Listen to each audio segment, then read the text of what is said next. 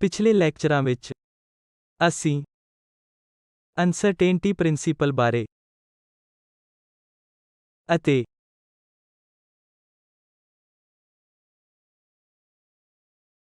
x ਅਤੇ p ਦੀਆਂ ਟਰਮਜ਼ ਦੇ ਰੂਪ ਵਿੱਚ ਸਿੱਖਿਆ ਹੈ। ਇਸ ਦਾ ਮਤਲਬ ਸੀ delta x delta p x ਹਮੇਸ਼ਾ h ਕਰੋਸ ਬਾਏ 2 ਤੋਂ ਵੱਡਾ ਜਾਂ ਬਰਾਬਰ ਹੁੰਦਾ ਹੈ। ਇਹ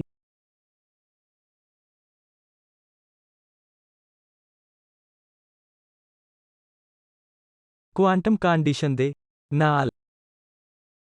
ਕਾਊਚੀ ਸਵਰਟਜ਼ ਇਨਇਕੁਆਲਿਟੀ ਦੀ ਵਰਤੋਂ ਕਰਕੇ ਹਾਸਲ ਕੀਤਾ ਗਿਆ ਸੀ। ਅਤੇ ਫਿਰ ਮੈਂ ਤੁਹਾਨੂੰ ਇਸ ਬਾਰੇ ਦਲੀਲਾਂ ਦਿੱਤੀਆਂ ਕਿ ਇਹ ਕੁਆਂਟਮ ਮਕੈਨਿਕਸ ਵਿੱਚ ਕਿਵੇਂ ਦਿਖਾਈ ਦਿੰਦਾ ਹੈ। ਇੱਕ ਇਹ ਸੀ ਕਿ ਜੇਕਰ ਮੈਂ ਇੱਕ ਪਾਰਟੀਕਲ ਨੂੰ ਇੱਕ ਵੇਵ ਪੈਕੇਟ ਮੰਨਦਾ ਹਾਂ ਤਾਂ ਵੇਵ ਪੈਕੇਟ ਦੀ ਸੀਮਾ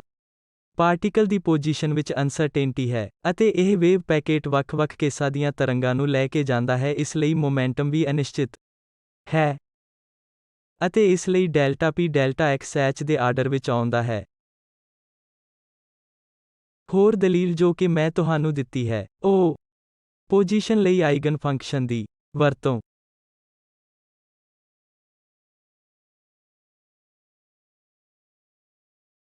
ਕਰਨਾ ਸੀ, ਜੋ ਕਿ ਇੱਕ ਡੈਲਟਾ ਫੰਕਸ਼ਨ ਹੈ ਅਤੇ ਇਸ ਵਿੱਚ ਸਾਰੇ ਬਰਾਬਰ ਐਂਪਲੀਟਿਊਡਾਂ ਦੀਆਂ ਪਲੇਨ ਵੇਵਸ ਸ਼ਾਮਲ ਹਨ, ਅਰਥਾਤ ਡੈਲਟਾ x ਭਾਵੇਂ 0 ਹੈ ਅਤੇ ਡੈਲਟਾ p ਇਨਫਿਨਿਟੀ ਵੱਲ ਜਾਂਦਾ ਹੈ। ਇਸ ਲਈ ਜਿਵੇਂ-ਜਿਵੇਂ ਤੁਸੀਂ ਡੈਲਟਾ ਨੂੰ ਹੋਰ ਛੋਟਾ ਕਰਦੇ ਹੋ ਅਤੇ ਡੈਲਟਾ p ਇਨਫਿਨਿਟੀ ਵੱਲ ਜਾਂਦਾ ਹੈ। ਤੀਜੀ ਉਦਾਹਰਨ ਜੋ ਕਿ ਮੈਂ ਤੁਹਾਨੂੰ ਦਿੱਤੀ ਸੀ, ਉਹ ਇੱਕ ਪਲੇਨ ਵੇਵ ਦੀ ਸੀ ਕਿ ਜੇਕਰ ਮੇਰੇ ਕੋਲ ਸਥਿਰ ਮੋਮੈਂਟਮ p ਵਾਲਾ ਇੱਕ ਪਾਰਟੀਕਲ ਹੈ ਤਾਂ ਅਨੁਸਾਰੀ ਵੇਵ ਇੱਕ ਇਨਫਾਈਨਾਈਟ ਵੇਵ ਹੈ ਜਿੱਥੇ ਡੈਲਟਾ x ਦੀ ਸੀਮਾ ਇਨਫਿਨਿਟੀ ਤੱਕ ਹੈ, ਹਾਲਾਂਕਿ ਡੈਲਟਾ p 0 ਹੈ। ਇਸ ਲਈ ਦੋ ਐਕਸਟ੍ਰੀਮਾਂ ਦੇਖੇ ਜਾਣਗੇ ਅਤੇ ਉਹਨਾਂ ਦੇ ਵਿਚਾਲੇ ਕੁਝ ਹੋਵੇਗਾ। ਅੱਜ ਦੇ ਨਵੇਂ ਵਿਸ਼ੇ ਨੂੰ ਸ਼ੁਰੂ ਕਰਨ ਤੋਂ ਪਹਿਲਾਂ ਮੈਂ ਤੁਹਾਨੂੰ ਇੱਕ ਹੋਰ ਦਲੀਲ ਦੇਣਾ ਚਾਹੁੰਦਾ ਹਾਂ ਅਤੇ ਉਹ ਹੈ ਹਾਈਜ਼ਨਬਰਗ ਦੇ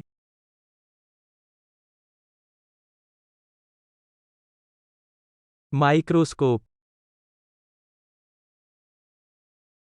ਵਜੋਂ ਕਿਸ ਨੂੰ ਜਾਣਿਆ ਜਾਂਦਾ ਹੈ। ਇਹ ਤੁਹਾਨੂੰ ਇਹ ਵੀ ਦੱਸਦਾ ਹੈ, ਮੈਂ ਡੈਲਟਾ x ਅਤੇ ਅਨੁਸਾਰੀ ਮੋਮੈਂਟਮ ਨੂੰ 100% ਸ਼ੁੱਧਤਾ ਨਾਲ ਕਿਉਂ ਨਿਰਧਾਰਤ ਨਹੀਂ ਕਰ ਸਕਦਾ। ਤਾਂ ਇਸ ਤੇ ਵਿਚਾਰ ਕਰੋ। ਮੰਨ ਲਓ ਕਿ ਮੈਂ ਮਾਈਕਰੋਸਕੋਪ ਰਾਹੀਂ ਰੈੱਡ ਡੌਟ ਦੁਆਰਾ ਇੱਥੇ ਦਿਖਾਏ ਗਏ ਇੱਕ ਪਾਰਟੀਕਲ ਨੂੰ ਦੇਖ ਰਿਹਾ ਹਾਂ। ਕਿਉਂਕਿ ਲੈਂਸ ਅਤੇ ਇਸ ਲੈਂਸ ਦਾ ਰੇਡੀਅਸ ਇਹ ਹੈ ਅਤੇ ਮੈਂ ਹੇਠਾਂ ਤੋਂ ਇਸ ਪਾਰਟੀਕਲ ਤੇ ਰੌਸ਼ਨੀ ਪਾ ਰਿਹਾ ਹਾਂ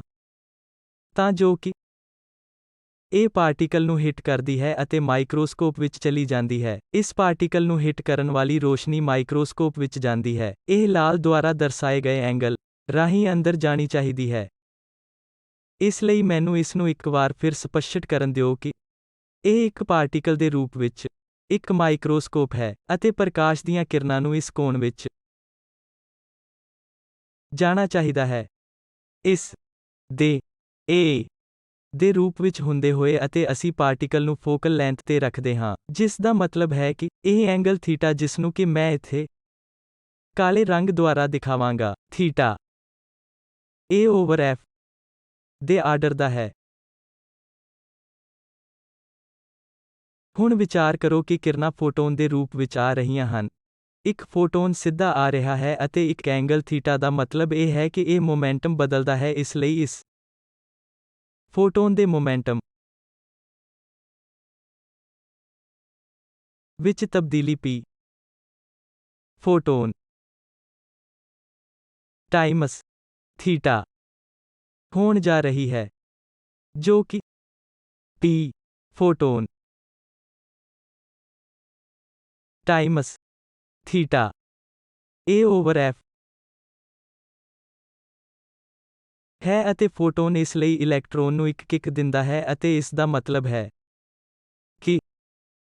ਇਸ ਲਈ ਫੋਟੋਨ ਪਾਰਟੀਕਲ ਨੂੰ ਇੱਕ ਕਿੱਕ ਦਿੰਦਾ ਹੈ ਅਤੇ ਇਸ ਦਾ ਮਤਲਬ ਹੈ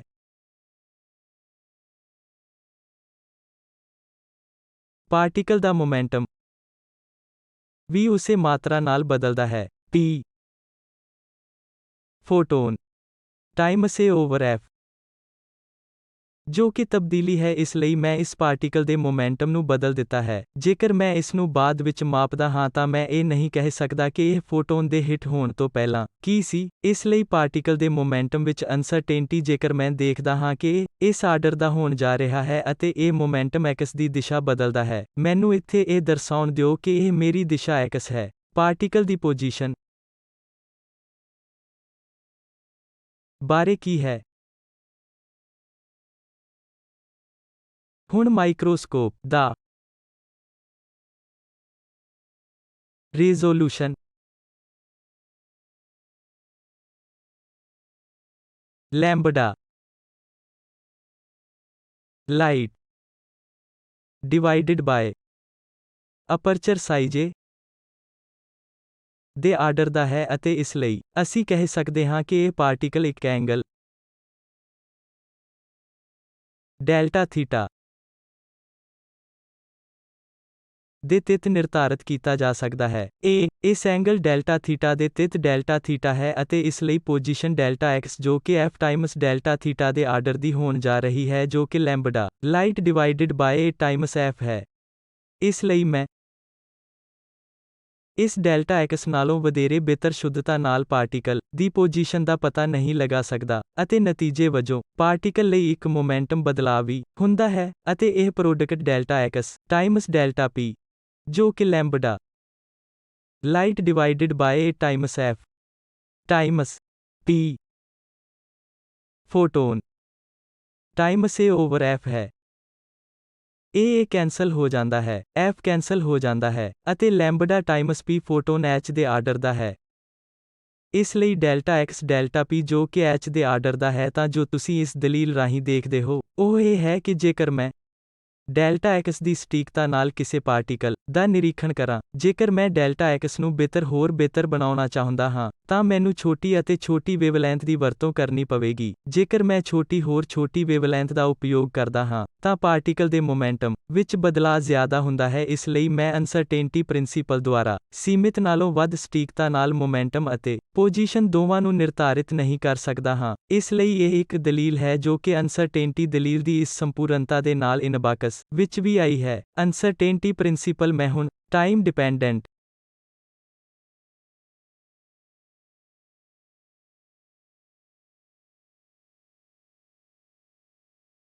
ਸ਼੍ਰੋਡਿੰਗਰ ਇਕੁਏਸ਼ਨ ਤੇ ਜਾਣ ਵਾਲਾ ਹਾਂ ਟਾਈਮ ਡਿਪੈਂਡੈਂਟ ਸ਼੍ਰੋਡਿੰਗਰ ਇਕੁਏਸ਼ਨ ਤੋਂ ਤੁਹਾਡਾ ਕੀ ਮਤਲਬ ਹੈ ਯਾਦ ਕਰੋ ਕਿ ਹੁਣ ਤੱਕ ਅਸੀਂ ਸਟੇਸ਼ਨਰੀ ਸਟੇਟ ਸ਼੍ਰੋਡਿੰਗਰ ਇਕੁਏਸ਼ਨ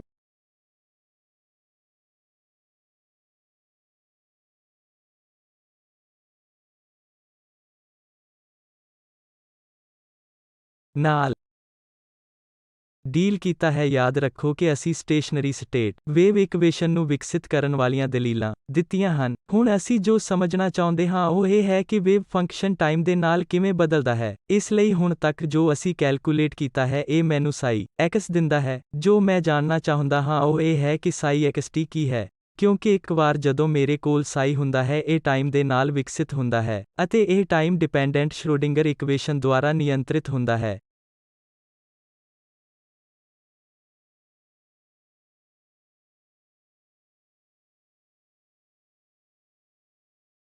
ਅਸਲੀਅਤ ਵਿੱਚ ਇਤਿਹਾਸ ਵਿੱਚ ਜਾਏ ਬਗੈਰ ਅਤੇ ਇਹ ਕਿਵੇਂ ਵਾਪਰਦਾ ਹੈ ਮੈਂ ਤੁਹਾਨੂੰ ਉਹ ਇਕੁਏਸ਼ਨ ਦੱਸਦਾ ਹਾਂ ਜੋ ਕਿ I h cross d psi over dt ਦੁਆਰਾ ਦਿੱਤੀ ਗਈ ਹੈ ਕਿਉਂਕਿ ਮੈਂ ਆਪਣੇ ਆਪ ਨੂੰ ਦੁਬਾਰਾ ਇਸ ਤੱਕ ਸੀਮਤ ਕਰ ਰਿਹਾ ਹਾਂ ਕਿ ਇੱਕ ਡਾਇਮੈਂਸ਼ਨ ਬਰਾਬਰ ਹੈ -h ਕਰੋਸ ਓਵਰ 2m ਹੁਣ ਮੈਂ ਇੱਕ ਪਾਰਸ਼ੀਅਲ ਡੈਰੀਵੇਟਿਵ ਦਾ ਉਪਯੋਗ ਕਰਨ ਜਾ ਰਿਹਾ ਹਾਂ ਕਿਉਂਕਿ ਸਾਈ ਜੋ ਕਿ x ਅਤੇ t ਦੋਨਾਂ ਤੇ ਨਿਰਭਰ ਕਰਦਾ ਹੈ ਇਸ ਲਈ x ਪਲੱਸ ਵੀ x ਸਾਈ xt ਦੇ ਸੰਬੰਧ ਵਿੱਚ ਸਾਈ ਦਾ ਪਾਰਸ਼ੀਅਲ 3D ਐਨਾਲਾਗ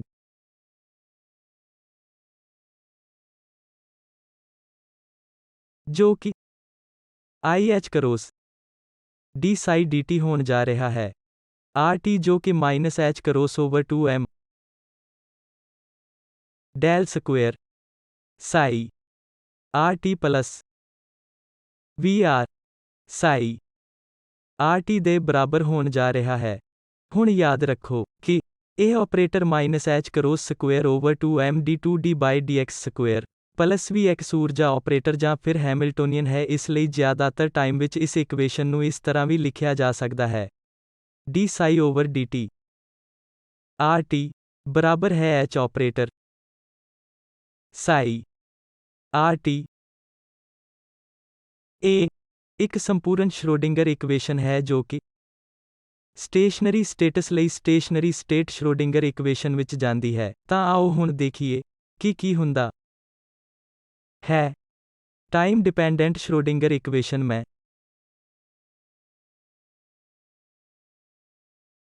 ਸਟੇਸ਼ਨਰੀ ਸਟੇਟਸ ਲਈ ਦੇਣ ਵਾਸਤੇ ਇਸ ਨੂੰ TDSE ਦੇ ਰੂਪ ਵਿੱਚ ਲਿਖਣ ਜਾ ਰਿਹਾ ਹਾਂ। ਇਸ ਲਈ ਮੇਰੇ ਕੋਲ IH ਕਰੋਸ ਪਾਰਸ਼ੀਅਲ ਸਾਈ ਓਵਰ ਪਾਰਸ਼ੀਅਲ t ਬਰਾਬਰ ਹੈ h ਸਾਈ ਅਤੇ ਪਹਿਲੀ ਸਟੇਸ਼ਨਰੀ ਸਟੇਟ ਜੋ ਕਿ ਮੈਂ ਲਿਖਣ ਜਾ ਰਿਹਾ ਹਾਂ ਉਹ ਹੈ h ਸਾਈ n ਤੇ ਆਪਰੇਟ ਕਰਦੇ ਹੋਏ ਇਹ ਮੈਨੂੰ ਸਟੇਸ਼ਨਰੀ ਸਟੇਟ ਲਈ En ਸਾਈ n ਦਿੰਦਾ ਹੈ ਜੋ ਕਿ ਸ਼੍ਰੋਡਿੰਗਰ ਇਕੁਏਸ਼ਨ ਦਾ ਹੱਲ ਹੈ। ਇਸ ਲਈ ਮੇਰੇ ਕੋਲ IH ਕਰੋਸ ਸਾਈ n ਓਵਰ dt ਬਰਾਬਰ Cn ਸਾਈ n ਹੈ ਅਤੇ ਤੁਰੰਤ ਹੀ ਤੁਸੀਂ ਇਹ ਸੋਲਿਊਸ਼ਨ ਲਿਖ ਸਕਦੇ ਹੋ ਕਿ ਸਾਈ n RT ਜੋ ਕਿ 0 ਤੇ ਸਾਈ n R ਹੋਣ ਜਾ ਰਿਹਾ ਹੈ ਜਾਂ ਜੋ ਵੀ ਟਾਈਮ ਹੋਵੇ ਤਾਂ ਮੈਂ ਇਸ ਨੂੰ time independent e raise to minus I ENT over h cross ਦੇ ਰੂਪ ਵਿੱਚ ਲਿਖ ਸਕਦਾ ਹਾਂ। ਤਾਂ ਇਸ ਤਰ੍ਹਾਂ ਵੇਵ ਫੰਕਸ਼ਨ ਜਾਂ ਆਈਗਨ ਫੰਕਸ਼ਨ ਵਿਕਸਿਤ ਹੁੰਦਾ ਹੈ। ਇਸ ਲਈ ਸਾਈ n RT ਸਾਈ n R ਹੈ ਜੋ ਕਿ ਇਸ ਦਾ ਸਪੇਸ ਪਾਸ਼ ਹੈ e raise to minus I ENT over h cross. Probability density ਬਾਰੇ ਕੀ ਹੈ? ਇਸ ਲਈ ਪ੍ਰੋਬੇਬਿਲਿਟੀ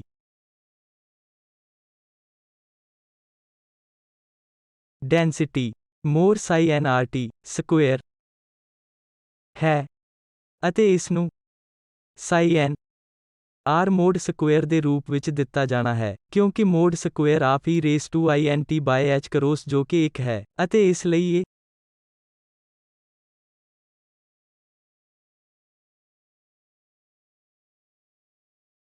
ਟਾਈਮ ਦੇ ਇੰਡੀਪੈਂਡੈਂਟ ਹੈ। ਇਸ ਲਈ ਸਟੇਸ਼ਨਰੀ ਸਟੇਟਸ ਲਈ ਪ੍ਰੋਬੇਬਿਲਿਟੀ ਡੈਂਸਿਟੀ ਟਾਈਮ ਇੰਡੀਪੈਂਡੈਂਟ ਰਹਿੰਦੀ ਹੈ ਅਤੇ ਇਸ ਲਈ ਇਹ ਜਨਰਲ ਰੂਪ ਵਿੱਚ ਸਟੇਸ਼ਨਰੀ ਸਟੇਟਸ ਹਨ। ਹਾਲਾਂਕਿ ਜੇਕਰ ਮੇਰੇ ਕੋਲ ਇੱਕ ਵੇਵ ਫੰਕਸ਼ਨ ਹੈ ਜੋ ਕਿ ਆਈਗਨ ਫੰਕਸ਼ਨ ਨਹੀਂ ਹੈ ਤਾਂ ਇਹ ਟਾਈਮ ਦੇ ਨਾਲ ਬਦਲ ਜਾਵੇਗਾ। ਇਹ ਇਸ ਤਰ੍ਹਾਂ ਦਿੱਤਾ ਜਾ ਰਿਹਾ ਹੈ। ਇਸ ਲਈ ਜਨਰਲ ਰੂਪ ਵਿੱਚ ਮੇਰੇ ਕੋਲ IH cross d psi over dt ਬਰਾਬਰ ਹੈ h ਸਾਈ h ਆਪਰੇਟਰ। ਹੁਣ ਯਾਦ ਕਰੋ ਕਿ h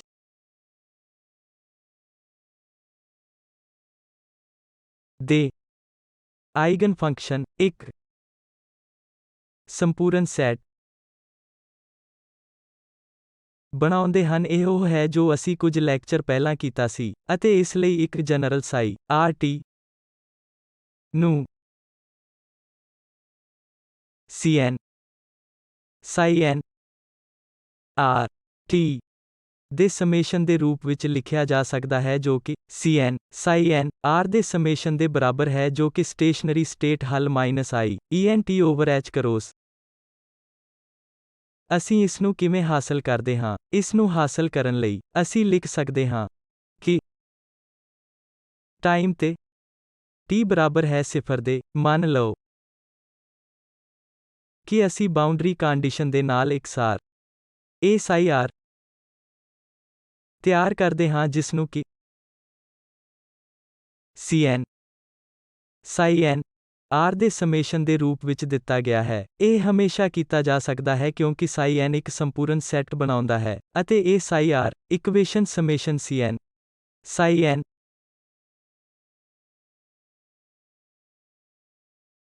r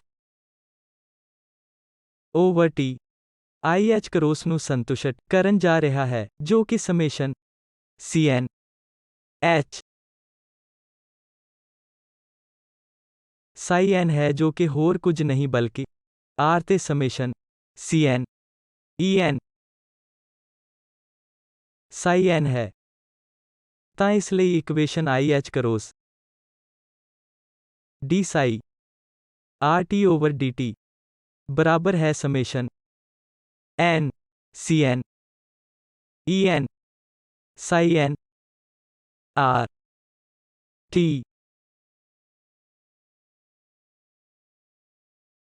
ਹੋਣ ਜਾ ਰਿਹਾ ਹੈ, ਅਤੇ ਇਹ ਸੰਤੁਸ਼ਟ ਹੋ ਗਿਆ ਹੈ। psi n ਨੂੰ ਟਾਈਮ ਡਿਪੈਂਡੈਂਟ psi ns ਵਜੋਂ ਲਿਖਦੇ ਹੋਏ ਅਤੇ psi RT ਜੋ ਕਿ summation cn psi n RT ਹੋਣ ਜਾ ਰਿਹਾ ਹੈ, ਜੋ ਕਿ summation n cn psi n r e raise to minus I ent over h cross ਹੈ। ਮੈਂ ਤੁਰੰਤ ਇਹ ਦੇਖ ਸਕਦਾ ਹਾਂ ਕਿ ਜੇਕਰ ਮੈਂ IH cross d psi RT over dt ਕਰਦਾ ਹਾਂ,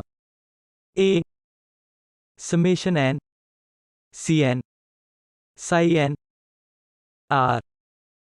Times IH cross Times minus I en over h cross e raise to minus I ent over h cross ਦੇ ਬਰਾਬਰ ਹੋਣ ਜਾ ਰਿਹਾ ਹੈ, ਜੋ ਕਿ ਬਰਾਬਰ ਹੈ ਜੇਕਰ ਮੈਂ ਟਰਮਜ਼ ਨੂੰ ਕੈਂਸਲ ਕਰਦਾ ਹਾਂ I ਟਾਈਮਸ ਮਾਈਨਸ I ਹੈ 1, ਇਸ ਲਈ ਇਹ ਬਰਾਬਰ ਹੈ ਇੱਥੇ summation n cn psi n r t Times ਦੇ। ਇਹ ਉਸੇ ਇਕੁਏਸ਼ਨ ਨੂੰ ਸੰਤੁਸ਼ਟ ਕਰਦਾ ਹੈ ਜੋ ਕਿ ਅਸੀਂ ਪਹਿਲਾਂ ਦੇਖੀ ਸੀ, ਅਤੇ ਇਸ ਲਈ ਇਹ ਸੋਲਿਊਸ਼ਨ ਹੈ। ਮੈਨੂੰ ਇੱਕ ਉਦਾਹਰਨ ਲੈਣ ਦਿਓ। ਮੰਨ ਲਓ ਕਿ ਮੇਰੇ ਕੋਲ ਇੱਕ ਬਾਕਸ ਸਮੱਸਿਆ ਵਿੱਚ ਪਾਰਟੀਕਲ ਹੈ, ਅਤੇ ਸ਼ੁਰੂਆਤੀ ਅਵਸਥਾ ਜੋ ਮੈਂ ਤਿਆਰ ਕਰਦਾ ਹਾਂ ਉਹ psi r 0 ਹੈ, ਜਿਸ ਨੂੰ ਕਿ sin ਕਿਊਬਡ pi x over l box ਦੀ ਲੈਂਥ l ਹੈ। ਇਹ ਕੀ ਹੈ, ਅਤੇ ਜੋ ਸਵਾਲ ਅਸੀਂ ਪੁੱਛਦੇ ਹਾਂ ਉਹ ਇਹ ਹੈ ਕਿ psi RT ਕੀ ਹੈ। ਤੁਸੀਂ ਪੁੱਛ ਸਕਦੇ ਹੋ ਮੈਂ ਸਾਹਮਣੇ ਨਾਰਮਲਾਈਜੇਸ਼ਨ ਕੋਨਸਟੈਂਟ ਨੂੰ ਅਟੈਂਡ ਨਹੀਂ ਕਰ ਰਿਹਾ ਹਾਂ, ਇਸ ਲਈ ਮੈਂ ਇਸ ਨੂੰ ਲਿਖ ਸਕਦਾ ਹਾਂ ਇਹ ਸਾਰੇ ਸਮੇਂ ਵਿੱਚ ਇੱਕੋ ਜਿਹਾ ਰਹੇਗਾ, ਇਸ ਲਈ ਇਸ ਨਾਲ ਕੋਈ ਫਰਕ ਨਹੀਂ ਪੈਂਦਾ। ਮੈਂ ਇਸ ਵੇਲੇ ਆਈਗਨ ਫੰਕਸ਼ਨ ਤੇ ਪੂਰਾ ਧਿਆਨ ਕੇਂਦਰਿਤ ਕਰਦਾ ਹਾਂ। ਹੁਣ psi RT ਨੂੰ ਲੱਭਣ ਲਈ ਮੈਨੂੰ ਜੋ ਕਰਨਾ ਚਾਹੀਦਾ ਹੈ ਉਹ ਇਹ ਹੈ ਕਿ ਸਮੱਸਿਆ ਦੇ ਆਈਗਨ ਫੰਕਸ਼ਨਾਂ ਦੀਆਂ ਟਰਮਜ਼ ਵਿੱਚ sin cube pi x by l ਨੂੰ ਲਿਖਣਾ, ਅਤੇ ਫਿਰ ਇਹ psi n r t ਹੋਣ ਜਾ ਰਿਹਾ ਹੈ, ਜਾਂ ਫਿਰ ਜੋ summation n cn psi n r e raise to minus I ent over h cross ਦੇ ਸਮਾਨ ਹੈ। ਇਸ ਲਈ ਮੈਨੂੰ ਆਈਗਨ ਫੰਕਸ਼ਨਾਂ ਦੀਆਂ ਟਰਮਜ਼ ਵਿੱਚ sin cube pi x over l ਦੇ ਐਕਸਪੈਂਸ਼ਨ ਦਾ ਪਤਾ ਲਗਾਉਣ ਦਿਓ। ਇਸ ਲਈ ਮੈਂ sin cube pi x over l ਨੂੰ sin pi x over l Times sin square pi I x over l ਦੇ ਰੂਪ ਵਿੱਚ ਲਿਖ ਸਕਦਾ ਹਾਂ, ਜੋ ਕਿ sin pi x over l Times 1 over 2 1 minus cosine 2 pi x over l ਦੇ ਸਮਾਨ ਹੈ, ਜਿਸ ਨੂੰ ਕਿ ਮੈਂ sin pi x over l ਅੱਧਾ ਮਾਈਨਸ ਅੱਧਾ sin pi x over l cosine of 2 pi x over l ਦੇ ਰੂਪ ਵਿੱਚ ਲਿਖ ਸਕਦਾ ਹਾਂ, ਜਿਸ ਨੂੰ ਕਿ ਮੈਂ ਅੱਧਾ sin pi x over l minus ਅੱਧਾ sin pi x over l cosine 2 pi x over l ਦੇ ਰੂਪ ਵਿੱਚ ਲਿਖ ਸਕਦਾ ਹਾਂ। ਮੈਂ sin of 2 pi x over l plus pi x over l minus sin of 2 pi x over l minus pi x over l Times ਅੱਧਾ ਦੇ ਰੂਪ ਵਿੱਚ ਲਿਖ ਸਕਦਾ ਹਾਂ। ਇਸ ਲਈ ਇਹ 1 over 2 sin of pi x over l minus ਇਹ quarter sine 3 pi x over l minus minus plus a quarter sine pi x over l ਨਿਕਲਦਾ ਹੈ, ਜੋ ਕਿ 3 over 4 sine pi x over l minus 1 over 4 sine 3 pi x over l ਦੇ ਸਮਾਨ ਹੈ। ਇਸ ਲਈ ਮੈਂ ਹੁਣ ਅਨੁਸਾਰੀ ਊਰਜਾਵਾਂ E1 ਅਤੇ E3 ਨਾਲ ਦੋ ਆਈਗਨ ਫੰਕਸ਼ਨਾਂ ਦੀਆਂ ਟਰਮਜ਼ ਵਿੱਚ ਸਾਈਨ ਕਿਊਬ ਪਾਈ x ਓਵਰ l ਲਿਖਿਆ ਹੈ। ਇਹ ਸਾਡੇ ਪਿਛਲੇ ਲੈਕਚਰਾਂ ਤੋਂ ਜਾਣੇ ਪਛਾਣੇ ਹੋਏ ਹਨ। n ਲਈ E1 ਬਰਾਬਰ ਹੈ 1 ਦੇ, ਅਤੇ ਇਹ h ਕਰੋਸ ਸਕੁਏਅਰ ਹੈ pi square over 2 ml square. E3 ਜੋ ਕਿ n ਬਰਾਬਰ ਹੈ 3 ਲਈ ਹੈ, ਅਤੇ ਇਸ ਲਈ ਇਹ 9 h ਕਰੋਸ ਸਕੁਏਅਰ ਪਾਈ ਸਕੁਏਅਰ ਓਵਰ 2 ml ਸਕੁਏਅਰ ਹੈ, ਅਤੇ ਇਸ ਲਈ ਇਹ ਵੇਵ ਫੰਕਸ਼ਨ ਇਸ ਤਰ੍ਹਾਂ ਵਿਕਸਿਤ ਹੋਣ ਜਾ ਰਿਹਾ ਹੈ। ਇਸ ਲਈ psi x t summation n cn psi n x ਦੇ ਰੂਪ ਵਿੱਚ ਦਿੱਤਾ ਜਾਵੇਗਾ e raise to minus i ent over h cross, ਅਤੇ ਇਸ ਕੇਸ ਵਿੱਚ ਇਹ cn ਦੇ ਬਰਾਬਰ ਹੋਣ ਜਾ ਰਿਹਾ ਹੈ, ਜੋ ਕਿ ਇੱਕ ਨੋਰਮਲਾਈਜੇਸ਼ਨ ਕੋਨਸਟੈਂਟ ਹੈ 3 over 4 sine pi x over l e raise to minus i e1t over h cross minus 1 4 sine 3 pi x over l e raise to minus i e3t over h cross. ਇਸ ਲਈ ਇਹ ਹੁਣ time ਵਿੱਚ ਵਿਕਸਿਤ ਹੋਇਆ wave function ਹੈ। ਇਸ ਲਈ ਇਹ time dependent Schrödinger equation i h cross d psi over dt ਬਰਾਬਰ ਹੈ x i ਤੁਹਾਨੂੰ ਇਹ ਦੱਸਦੀ ਹੈ ਕਿ ਟਾਈਮ ਵਿੱਚ ਵੇਵ ਫੰਕਸ਼ਨ ਕਿਵੇਂ ਵਿਕਸਿਤ ਹੁੰਦੇ ਹਨ। ਹੈਮਿਲਟੋਨੀਅਨ ਦੇ ਆਈਗਨ ਫੰਕਸ਼ਨਾਂ ਲਈ ਪ੍ਰੋਬੇਬਿਲਿਟੀ ਡੈਂਸਿਟੀ ਊਰਜਾ ਆਈਗਨ ਫੰਕਸ਼ਨ ਦੂਸਰੇ ਤੇ ਟਾਈਮ ਦੇ ਨਾਲ ਨਹੀਂ ਬਦਲਦੇ, ਅਤੇ ਤੁਸੀਂ ਇਸ ਉਦਾਹਰਨ ਤੋਂ ਦੇਖ ਸਕਦੇ ਹੋ ਕਿ ਇੱਕ ਜਨਰਲ ਵੇਵ ਫੰਕਸ਼ਨ ਲਈ ਪ੍ਰੋਬੇਬਿਲਿਟੀ ਡੈਂਸਿਟੀ ਟਾਈਮ ਦੇ ਨਾਲ ਬਦਲਣ ਜਾ ਰਹੀ ਹੈ। ਹੁਣ ਮੈਨੂੰ ਕਰੰਟ ਡੈਂਸਿਟੀ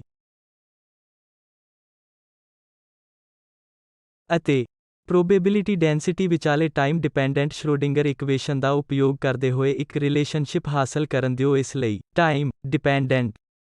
ਥਿਊਰੀ ਵਿੱਚ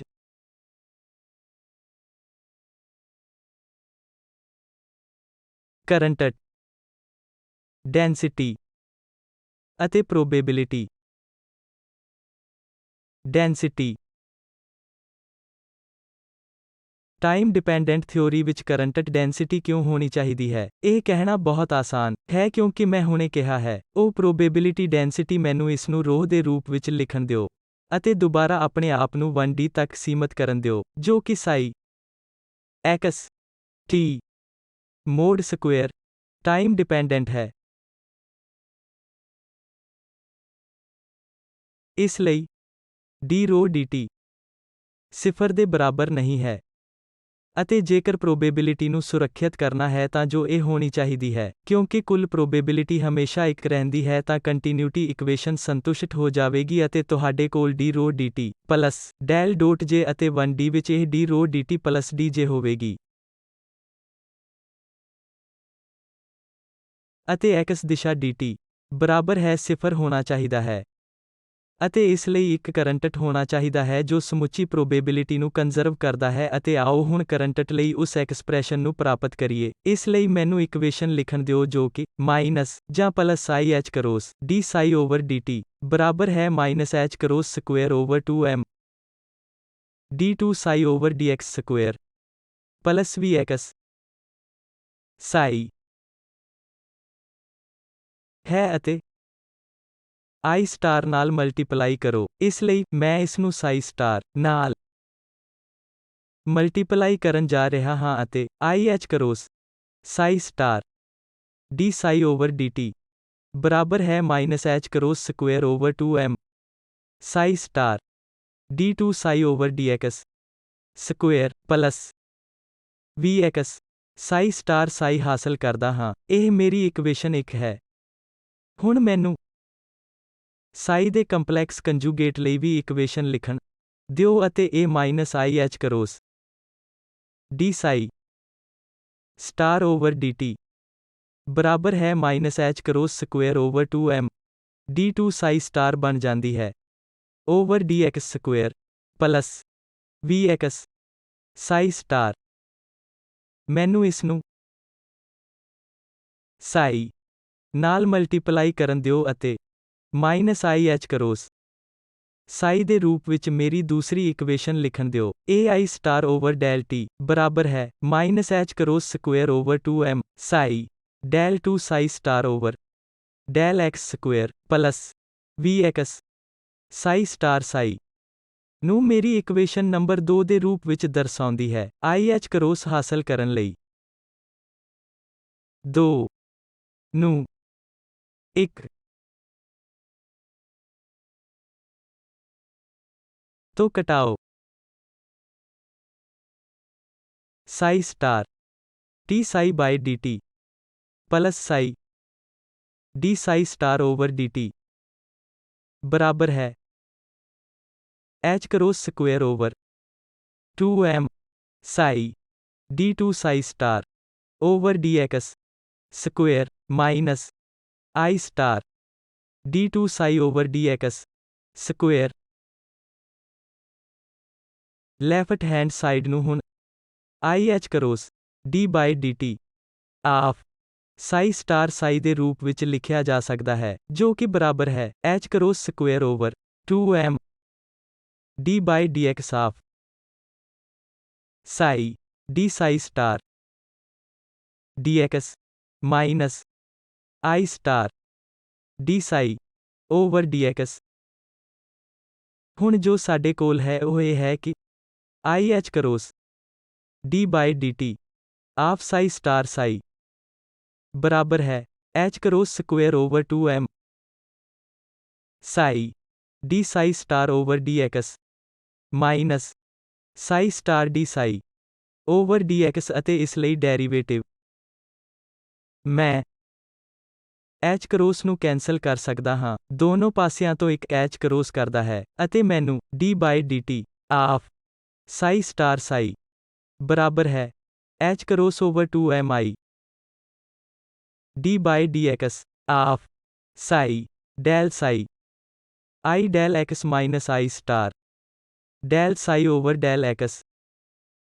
ਹਾਸਲ ਹੁੰਦਾ ਹੈ। ਇਹ ਹੋਰ ਕੁਝ ਨਹੀਂ ਬਲਕਿ ਪ੍ਰੋਬੇਬਿਲਿਟੀ ਡੈਂਸਿਟੀ ਰੋ rt ਜਾਂ xt ਹੈ ਅਤੇ ਇਹ ਕੇਸ ਇਸ ਲਈ ਮੈਂ d ਬਾਈ dt ਆਫ ਰੋ xt plus d by dx ਹਾਸਲ ਕਰਦਾ ਹਾਂ। ਮੈਨੂੰ ਇਸ jx ਨੂੰ ਬਰਾਬਰ ਹੈ 0 ਦੇ ਲਿਖਣ ਦਿਓ ਜਿੱਥੇ ਉਪਰੋਕਤ ਐਕਸਪ੍ਰੈਸ਼ਨ ਤੋਂ jx ਨੂੰ h cross over 2m i Sai star d psi over dx minus Sai d psi star over dx ਦੇ ਰੂਪ ਵਿੱਚ ਲਿਖਿਆ ਜਾ ਸਕਦਾ ਹੈ। ਇਹ ਹੋਰ ਕੁਝ ਨਹੀਂ ਬਲਕਿ ਕਰੰਟ ਡੈਂਸਿਟੀ ਹੈ। ਜੇਕਰ ਤੁਸੀਂ ਇਸ ਨੂੰ ਧਿਆਨ ਨਾਲ ਦੇਖੋ ਤਾਂ ਇਹ ਸਮਝਣਾ ਬਹੁਤ ਆਸਾਨ ਹੈ ਕਿ eh cross over i d psi by dx momentum operator ਹੈ। ਇਸ ਲਈ ਇਹ ਪਹਿਲੀ ਟਰਮ ਵਿੱਚ ਸਾਈ ਤੇ ਆਪਰੇਟ ਕਰਦਾ ਹੈ ਅਤੇ ਤੁਹਾਨੂੰ ਮੋਮੈਂਟਮ ਟਾਈਮਸ i ਦਿੰਦਾ ਹੈ ਮੋਮੈਂਟਮ ਡੈਂਸਿਟੀ ਦੇਣਾ ਸ਼ੁਰੂ ਕਰਦਾ ਹੈ ਡਿਵਾਈਡਡ ਬਾਈ m ਤੁਹਾਨੂੰ ਵੈਲੋਸਿਟੀ ਦਿੰਦਾ ਹੈ। ਇਸ ਲਈ jx ਜੋ ਕਿ ਵੈਲੋਸਿਟੀ ਟਾਈਮਸ ਸਾਈ ਸਟਾਰ ਸਾਈ ਦੇ ਸਮਾਨ ਹੈ ਜੋ ਕਿ ਕਰੰਟ ਹੈ ਜਿਸ ਨੂੰ ਕਿ ਤੁਸੀਂ ਕਲਾਸੀਕਲ ਫਿਜ਼ਿਕਸ ਤੋਂ ਜਾਣਦੇ ਹੋ। ਇਸ ਲਈ d ਸਾਈ ਬਾਈ dx ਇਹ i momentum time Sai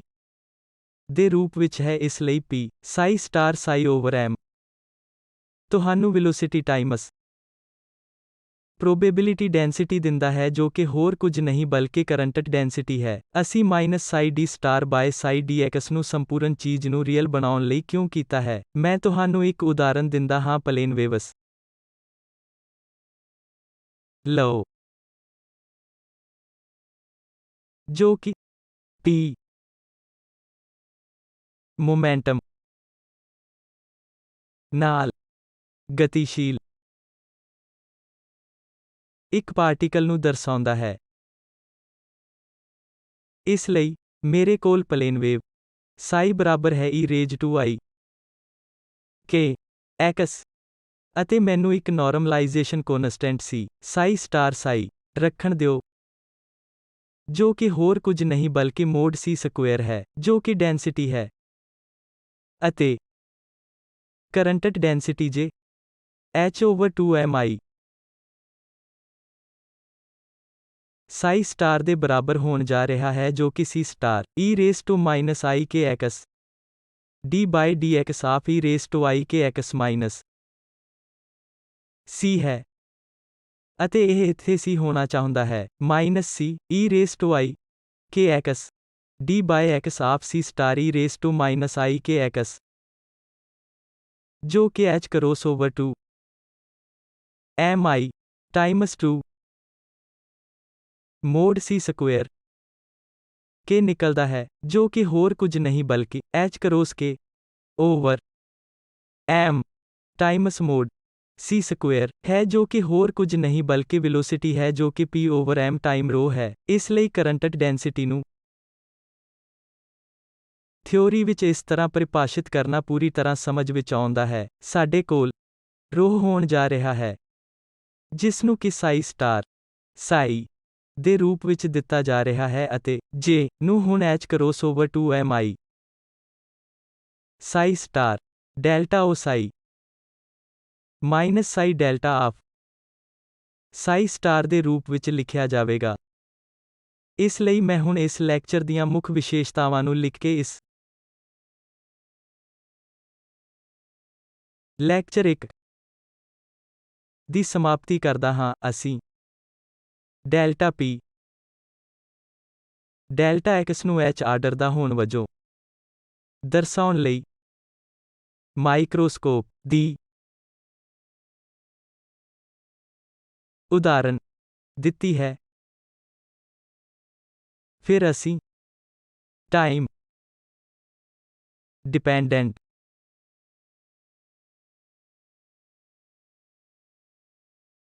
ਸ਼੍ਰੋਡਿੰਗਰ equation ਤੇ ਵਿਚਾਰ ਕੀਤਾ ਹੈ ਜੋ ਕਿ IH cross D psi over DT ਬਰਾਬਰ ਹੈ H ਸਾਈ ਅਤੇ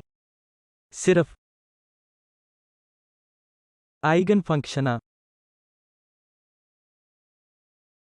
ਲਈ ਫੁੱਟਨੋਟ ਆਖੋ ਜੋ ਕਿ H ਸਾਈ RT ਹੈ ਜਿਸ ਨੂੰ ਕਿ space part Times e⁻⁻⁰ ENT over H cross ਦੇ ਰੂਪ ਵਿੱਚ ਦਿੱਤਾ ਗਿਆ ਹੈ ਅਤੇ ਫਿਰ ਅਸੀਂ ਕਰੰਟ ਨੂੰ ਪਰਿਭਾਸ਼ਿਤ ਕੀਤਾ ਹੈ ਜਾਂ ਅਸੀਂ ਟਾਈਮ ਡਿਪੈਂਡੈਂਟ ਸ਼੍ਰੋਡਿੰਗਰ ਇਕੁਏਸ਼ਨ ਦਾ ਉਪਯੋਗ ਕਰਦੇ ਹੋਏ ਪ੍ਰੋਬੇਬਿਲਿਟੀ ਕਰੰਟ ਡੈਂਸਿਟੀ ਨੂੰ ਵਧੇਰੇ ਸਟੀਕ ਤਰੀਕੇ ਨਾਲ ਪਰਿਭਾਸ਼ਿਤ ਕੀਤਾ ਹੈ ਅਤੇ ਇਹ ਦਿਖਾਇਆ ਹੈ ਕਿ ਇਹ d rho dt plus del dot J ਬਰਾਬਰ ਹੈ 0 ਨੂੰ ਸੰਤੁਸ਼ਟ ਕਰਦਾ ਹੈ। ਇਸ ਦੇ ਨਾਲ ਮੈਂ ਟਾਈਮ ਡਿਪੈਂਡੈਂਟ ਸ਼੍ਰੋਡਿੰਗਰ ਇਕੁਏਸ਼ਨ ਤੇ ਇਸ ਲੈਕਚਰ ਨੂੰ ਸਮਾਪਤ ਕਰਦਾ ਹਾਂ।